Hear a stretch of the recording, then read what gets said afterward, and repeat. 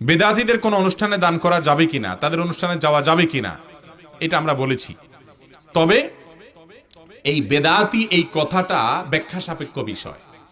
অনেক লোক আছে ভিন্ন মতের হইলে বেদাতি বানায় দেয়, আছে না নেই? মতে একটু বেশ কম হয়ে গেলে তারা কি বানায় দেয়? বেদাতি। আর নিজে দাঁতি, নিজে দাঁতি। আর ভিন্ন মত হলে সে কি? বেদাতি, তার দাঁত নেই। আরে ভাই, বেদাতি বলা হয় ওই ব্যক্তিকে যে ইসলাম মানার ক্ষেত্রে কোরআন আর হাদিসের ধার ধারে না। কোরআন আর হাদিসের ধার ধারে না।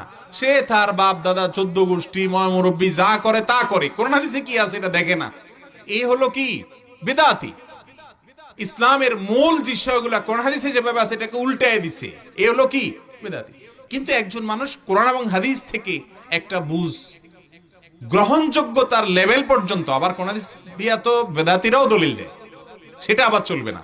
গ্রহণযোগ্যতার লেভেল পর্যন্ত যদি হয় এবং ওলামায়ে কেরামের কাছে এই যে প্রসিদ্ধ বড় বড় ইমামদের মাযহাবগুলো সারা বিশ্বের সমস্ত ওলামাদের কাছে এগুলো গ্রহণযোগ্য, কিন্তু আপনি সেগুলোরে বেদাতি বানায় দিলেন, এটা বাড়াবাড়ি হবে।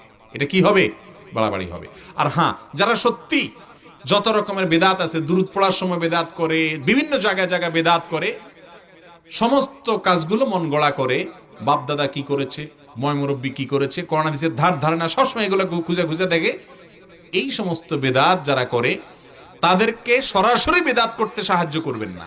কিন্তু ভাইরা আমার, ডক্টর খন্দকার আব্দুল্লাহ জাহাঙ্গীর রাহমাহুল্লাহ বলতেন, বেদাতিও আমার ভাই, বেদাতিও আমার।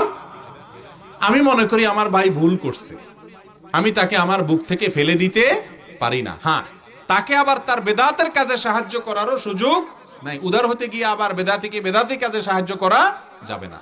তবে তাকে আদর করে যদি সংশোধন করা যায়, সেই চেষ্টাটা অব্যাহত রাখতে হবে।